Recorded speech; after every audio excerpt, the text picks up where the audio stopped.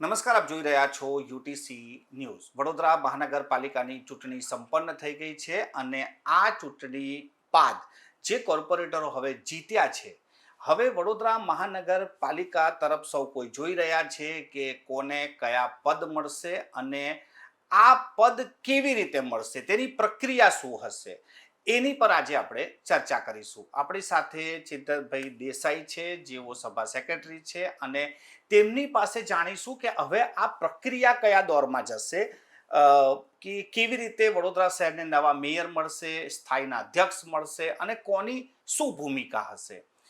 ચિંતનભાઈ, આપનું ખૂબ ખૂબ સ્વાગત છે. અને જે રીતે ચૂંટણી પ્રક્રિયા તો સૌ કોઈ જાણે છે કે કેવી રીતે કોર્પોરેટર ચૂંટાય છે, પરંતુ આજે આપણે વાત કરીશું કે મેયર કેવી રીતે ચૂંટાય અને હવેની પ્રક્રિયા શું. કોર્પોરેશનના રિઝલ્ટો હમણાં જાહેર થઈ ગયા છે.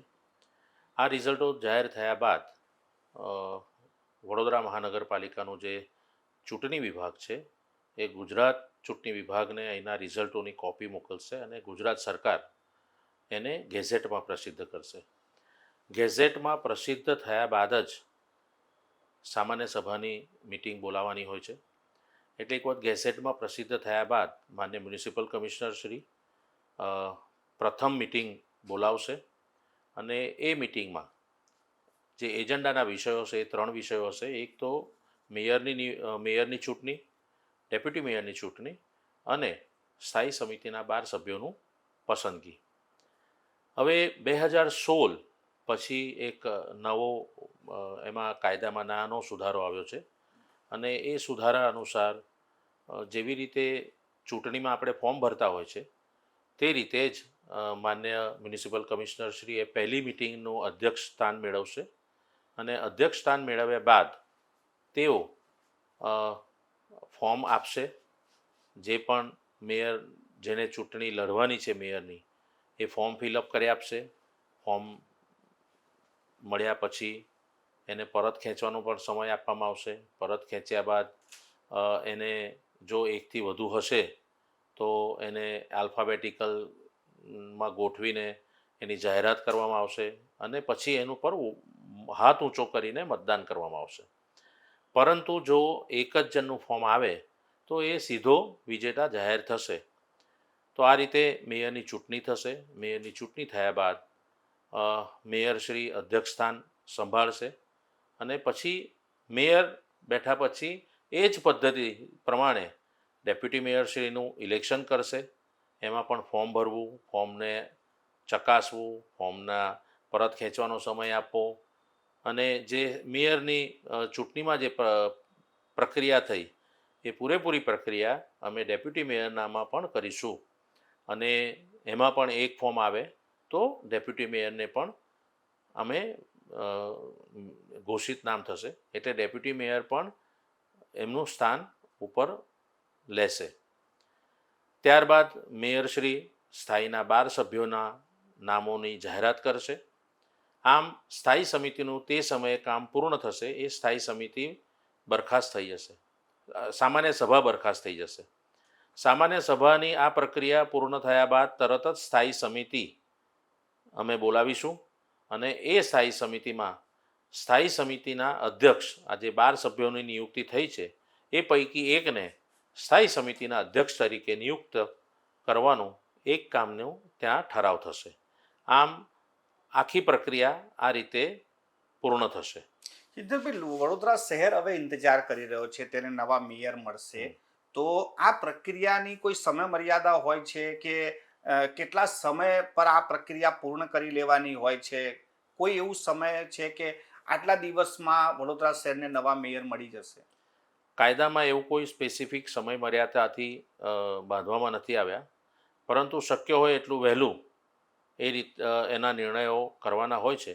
અને અત્યાર સુધીનો પણ જે આપણે જોયું છે ટ્રેન્ડ, એમાં પણ 10 થી 15 દિવસમાં આખી પ્રક્રિયા પૂર્ણ કરી દેવામાં આવતી હોય છે. ચિત્રભાઈ, ગયા બોર્ડમાં અને ભૂતકાળમાં બી ઘણી વખત એવું થાય છે કે મેયરની શું જવાબદારી, કે સ્ટેન્ડિંગની શું જવાબદારી, ડેપ્યુટી મેયરની શું જવાબદારીઓ, અને એ લોકો શું કામ કરી શકે છે, આમ જનતાને ખબર નથી. કોની રજૂઆત કોને કરી દેવી, આ બધું થઈ જતું હોય છે. આખી કોર્પોરેશનની જે પ્રક્રિયા ચાલતી હોય છે એમાં આ પદાધિકારીઓની ભૂમિકા શું અને કેવી રીતે આ સંચાલન થાય? સામાન્ય રીતે મેયર, ડેપ્યુટી મેયર, ચેરમેન આ લોકોએ એક સાથે મળીને જ વડોદરાને જે વિકાસ છે, વડોદરાને કઈ દિશામાં આગળ લઈ જવાનો હોય છે તે બેસીને એ લોકો નક્કી કરતા હોય છે. એક વસ્તુ બહુ સ્પષ્ટ છે કે સામાન્ય આખા કોર્પોરેશનના વહીવટી પ્રક્રિયામાં જે બજેટ પાસ થાય છે, દર વર્ષે બજેટ પાસ થાય અને બજેટમાં કામોની યાદી નક્કી થાય છે. એટલે બજેટમાં જે કામો મંજૂર થયા હોય એ કામોનું પછી વહીવટી તંત્ર એનું એક્ઝિક્યુશન કરે છે, એની પર ટેન્ડરિંગ પ્રક્રિયા કરે છે અને 15 લાખથી ઉપરના જેટલા પણ ટેન્ડરો હોય એ સામાન્ય સભા અને 15 લાખથી અમે સ્થાયી સમિતિએ એના ડેલિગેશન કર્યા છે પાવર 10 લાખથી 15 લાખ સુધીના એ વિવિધ કમિટીઓને પાવર આપેલા છે, એટલે એ લોકો પાસ કરતા હોય છે અને 15 લાખથી ઉપરના જેટલા બી કામ હોય છે એ સ્થાયી સમિતિમાં જતા હોય છે. મહિનામાં એક વખત સામાન્ય સભા મળતી હોય છે. સામાન્ય સભામાં તમામ સભાસદશ્રીઓ હાજર હોય છે અને તેમાં મોટાભાગે પોલિસી મેકિંગ કામો, સૈદ્ધાંતિક મંજૂરી આપવાની હોય અને પોલિસી મેકિંગના કામો એ બધા જ સામાન્ય સભામાં ઠરાવ થતા હોય છે. જ્યારે સ્થાયી સમિતિ દર અઠવાડિયે એક વખત ફરજિયાતપણે મળવાની હોય છે અને એમાં તમામ ટેન્ડરોના કામોને મંજૂરી આપવામાં આવે છે. એટલે આ રીતે એક્ઝિક્યુશનના પાવર એ વહીવટી તંત્રને છે, પરંતુ 15 લાખથી ઉપરના કામોને મંજૂરી આપવાની, કોઈક નીતિ વિષયક બાબતોમાં નિર્ણયો લેવાના એ સામાન્ય સભાની. આ રીતે આખું કોર્પોરેશન કામ કરતું હોય છે. કોર્પોરેશનમાં મુખ્યત્વે બે ભાગ હોય છે, એક ઇલેક્ટેડ વિંગ અને એક્ઝિક્યુટિવ વિંગ. ઇલેક્ટેડ વિંગ મેં એ જ કીધું કે સામાન્ય સભા અને સ્થાયી સમિતિ અને વિવિધ કમિટીઓ, ચૂંટાયેલા લોકો. અને એક્ઝિક્યુશન વિંગ એટલે કમિશનરશ્રી અને સિટી એન્જિનિયરશ્રી, ડેપ્યુટી કમિશનરશ્રીઓ કે જે અહીંયા જે ઠરાવ થયા છે એનું એક્ઝિક્યુશન વર્ક કરે છે. ચિંતનભાઈ, સરળ ભાષામાં જો હું જ્યાં સુધી સમજ્યો છું અને જે લોકો સમજે છે કે પછી જે લોકોને આપણે સમજાવવું છે કે સૂચનો આવ્યા બાદ મ્યુનિસિપલ કમિશનર તરફથી કામની યાદી આવે, સ્થાયીનું કામ છે કામોને મંજૂર કરવું કે મુલતવી કરવું, અને ત્યારબાદ જો મોટું કામ હોય તો એ સભામાં પણ આવે ને સભામાં પાસ થાય. તો આમાં ક્યાંય પણ કોઈ એક સિંગલ વ્યક્તિ, કોઈ પણ પદાધિકારી કે અધિકારી એવો દાવો કરી શકે કે હું આ કામ કરાઈ રહ્યો છું કે હું આ કામ કરી દઈશ વડોદરા માટે?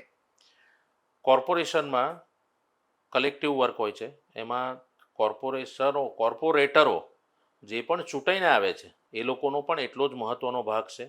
વ્યવસ્થાની દ્રષ્ટિએ મેયર, ડેપ્યુટી મેયર, ચેરમેન હોય છે કે જે લોકોએ ડે ટુ ડે દરેક વિષયોને ધ્યાનમાં આપવાનું હોય છે. પરંતુ કોઈ એક વ્યક્તિ કોર્પોરેશન ચલાવે એવું હોતું નથી. નાનામાં નાનો વોર્ડનો કાઉન્સિલર પણ એના વિસ્તારના કામો સૂચન કરે છે. પદાધિકારીઓ જે છે એ વડોદરાના વિકાસના નવા કયા પ્રોજેક્ટ લેવા છે એની પર ચર્ચા વિચારણા કરે છે અને આ બધાની ચર્ચા, આ બધાની સૈદ્ધાંતિક મંજૂરી અંતે તો સામાન્ય સભામાં જ જાય છે. એટલે તમામ કાઉન્સિલરો છે એની સૈદ્ધાંતિક મંજૂરી થયા બાદ જ એનું એક્ઝિક્યુશન વર્ક થાય છે. એટલે કોઈ એક વ્યક્તિનું કોર્પોરેશન ચલાવે છે એવું નથી હોતું, પરંતુ વ્યવસ્થાની દ્રષ્ટિએ mayor, deputy mayor, chairman A day to day એક બાબતોની ચર્ચા કરતા હોય છે અને સામાન્ય કાઉન્સિલરો પણ એમના વિષયો મેયર, ડેપ્યુટી મેયર, ચેરમેનને રજૂઆત કરે. એ અધિકારીઓ સાથે ફ્રિકવન્ટલી મિટિંગ કરતા હોય એટલે એ વિષયો ત્યાં મૂકે.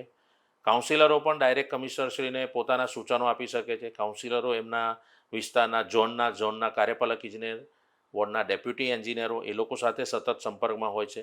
એટલે એ 76 સહિયારા પ્રયાસથી 5 વર્ષ કોર્પોરેશન પોતાનું કામગીરી કરતું હોય છે. આજે કોર્પોરેટર છે એ જીતી ગયા, હવે એ શું કામ કરાઈ શકે અને એની પ્રક્રિયા શું હોય?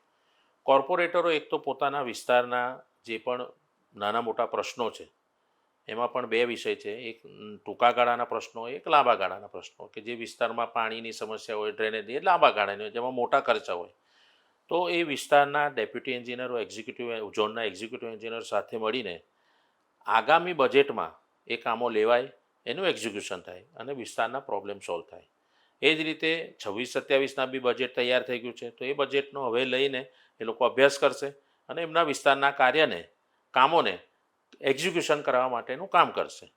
એટલે આ બે પ્રકારના વ્યવસ્થા છે. આમાં બીજા વિષયો એવા હોય છે કે આ નવા કામો છે, પણ જે એક્ઝિસ્ટિંગ છે, જે થયેલા છે, એમાં કોઈ ફોલ્ટ આવ્યો તો મેન્ટેનન્સના કામ હોય છે. આમ તો કોર્પોરેશનનું જે એડમિનિસ્ટ્રેટિવ વિભાગ છે એ મેન્ટેનન્સનું સતત કામ કરતા હોય છે, પણ એ મેન્ટેનન્સના કાર્યમાં ચૂંટાયેલા લોકો પણ સાથે રહે તો વધારે સારી રીતે કામ થઈ શકે.